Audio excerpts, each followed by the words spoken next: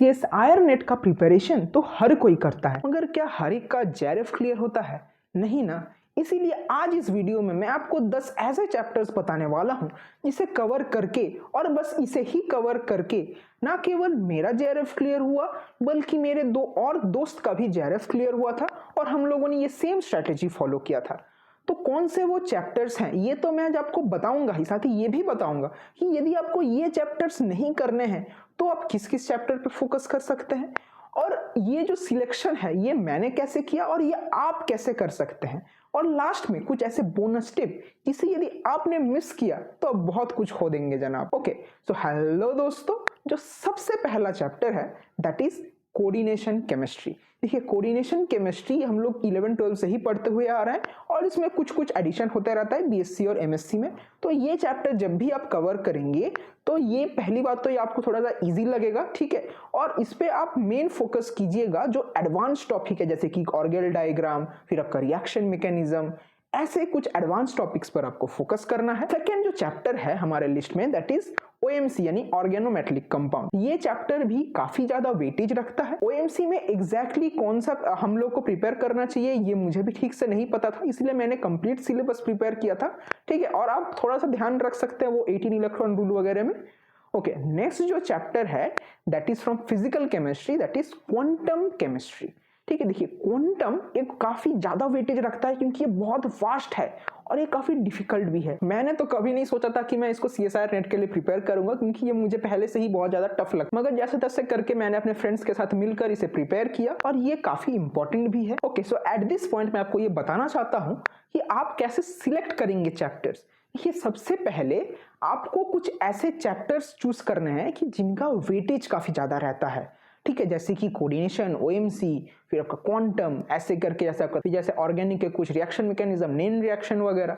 तो आपको पहले ये समझना है कि कौन से चैप्टर में आपका स्ट्रॉन्ग पॉइंट है, ठीक है, कौन से चैप्टर्स आपको पढ़ने में अच्छा लगता है। तो आप इसे कैटेगराइज कर सकते हैं 3 मेन कैटेगरी में। सबसे पहला जो हाई वेटेज वाला, फिर एक मॉडरेट वेटेज वाला और उससे कम एक लोअर वेटेज वाला, ठीक है। तो हाई वेटेज वाले में मैंने रखा था coordination chemistry, quantum mechanics and OMC. Okay, so next जो मैं चैप्टर रखा था दैट इज केमिकल काइनेटिक्स। और देखिए, काइनेटिक्स भी हम लोग काफी पहले से पढ़ते हुए आते हैं, ठीक है, इसमें भी थोड़ा थोड़ा कुछ कुछ एडिशन हो जाता है, तो इसमें भी आपको वो सारे एडवांस टॉपिक्स पे आपको अपना ध्यान देना पड़ता है, ठीक है, तो उन पर आप फोकस कीजिए।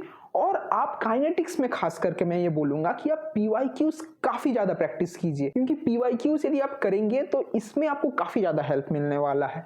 ओके, नेक्स्ट जो इस कैटेगरी में है चैप्टर दैट इज इलेक्ट्रोकेमिस्ट्री। अब देखिए, इलेक्ट्रोकेमिस्ट्री यदि आप किसी कोचिंग सेंटर वगैरह में पढ़ने जाएंगे तो वहां पर इसी को वो लोग 2-3 चैप्टर में तोड़ देंगे, जैसे इलेक्ट्रोकेमिस्ट्री, कंडक्टेंस, इलेक्ट्रोलाइसिस वगैरह वगैरह, मगर मैं यहाँ पर उन सब को मिला करके बोल रहा हूँ कि इलेक्ट्रोकेमिस्ट्री कंप्लीट चैप्टर। अगला जो चैप्टर है दैट इज ग्रुप थ्योरी। देखिए, ग्रुप थ्योरी से कई बार तो सिंपल क्वेश्चन आ जाते हैं, कई बार तो थोड़ा डिफिकल्ट क्वेश्चन आता है, मगर ये चैप्टर है बहुत इंटरेस्टिंग, तो इसीलिए मैंने इस चैप्टर को चूज किया था। नेक्स्ट जो चैप्टर है हमारे लिस्ट में दैट इज ऑर्गेनिक स्पेक्ट्रोस्कोपी। अब देखिए, ऑर्गेनिक स्पेक्ट्रोस्कोपी भी एक कॉम्बिनेशन है सारे चैप्टर्स का, जैसे कि एनएमआर, आईआर, यूवी, मास, इन सब को मिला करके एक कंबाइंड चैप्टर है, ठीक है, इसका भी काफी अच्छा खासा वेटेज रहता है, ठीक है। तो ये हो गया हम लोग का जो मीडियोकर कैटेगरी था। अब आते हैं हम लोग अपना जो लोअर कैटेगरी है। अब यहाँ पर मैंने कौन से चैप्टर्स किए थे, सबसे पहला मैंने किया था बायो इनऑर्गेनिक केमिस्ट्री, क्योंकि मेरा बैकग्राउंड थोड़ा सा बायोलॉजी रिलेटेड है, इसीलिए मैंने ये चैप्टर चूज किया था। मगर इस चैप्टर को यदि आप किसी और के साथ रिप्लेस करना चाहते हैं तो वो भी कर सकते हैं, मैंने किया था क्योंकि ये मुझे इंटरेस्टिंग लगता था। नेक्स्ट जो चैप्टर है दैट इज फिजिकल स्पेक्ट्रोस्कोपी। देखिए, ये चैप्टर बस मेनली फॉर्मूला बेस्ड होता है, तो इसीलिए इसको कवर कर पाना थोड़ा इजी होता है, इसीलिए मैंने इस चैप्टर को चूज किया। नेक्स्ट जो चैप्टर है वो कोई एक चैप्टर नहीं है बल्कि ये एक बंच ऑफ स्पेशल टॉपिक्स है, ठीक है, यानी कि जो चैप्टर्स मैं कवर अप नहीं कर पाया मगर उसमें से कुछ ऐसा टॉपिक्स मैं कवर करके जाता था कि जिसका आने का चांसेस बहुत ज्यादा हाई रहता है। जैसे कि मानिए मैं एफ ब्लॉक नहीं कवर करके जाता हूं मगर उसमें एक फॉर्मूला रहता है, ठीक है, दैट इज वो जो जी का फॉर्मूला या फिर जो मैग्नेटिक मोमेंट का जो एक फॉर्मूला रहता है वो फॉर्मूला थोड़ा प्रैक्टिस करके जा सकते हैं। तो ऐसा एक कुछ कपल ऑफ टॉपिक्स में उसमें से देख कर गया था। ओके, तो अब बात करते हैं कि यदि आपको ये चैप्टर्स नहीं कवर करने हैं तो फिर आप किस चैप्टर पे अपना फोकस दे सकते हैं।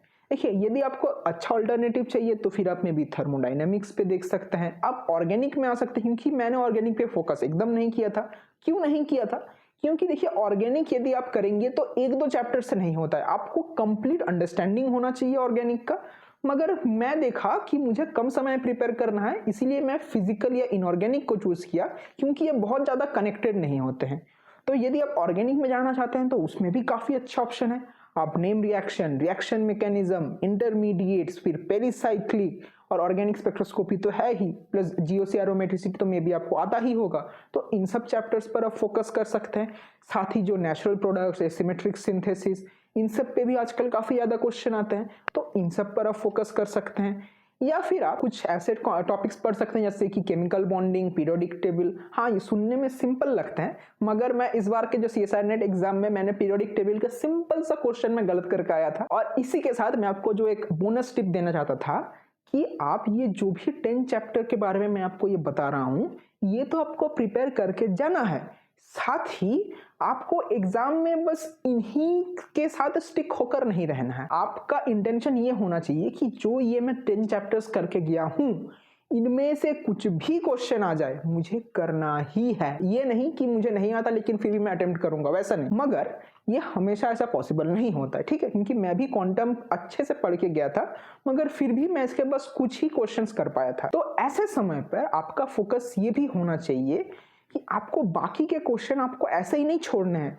आप थोड़ा सा देख सकते हैं कि यदि क्या पता उसमें से कोई क्वेश्चन सिंपल आ जाए, ठीक है, जैसे कि कई बार कुछ जीओसी के क्वेश्चन सिंपल आ जाता है, या फिर एरोमेटिसिटी का क्वेश्चन में भी आप इजीली अटेम्प्ट कर पाए। तो ऐसे आपको देखना है, ठीक है। मेरे केस में भी मैंने ऐसे ही किया था कि GOC, aromaticity, chemical bonding, periodic properties, in chapter से जो भी क्वेश्चन थे मैं उनको थोड़ा सा अच्छे से देखा था, और फिर मैं सोचा कि यदि कोई करने लायक हुआ तो मैं इसको अटेम्प्ट भी किया था।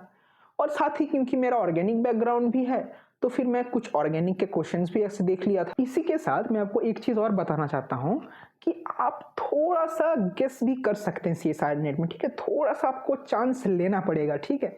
मैंने भी ऐसे किया था, ओके।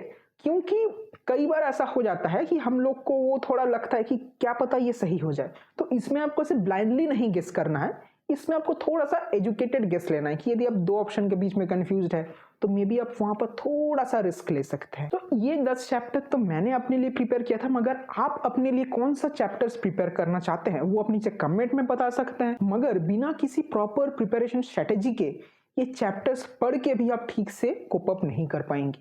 तो यदि आपको प्रिपेयर कैसे करना है वो पता करना है तो आप लेफ्ट वाला वीडियो देख सकते हैं, मैं आपको वहीं मिलूंगा। तब तक के लिए गुड बाय एंड जय हिंद।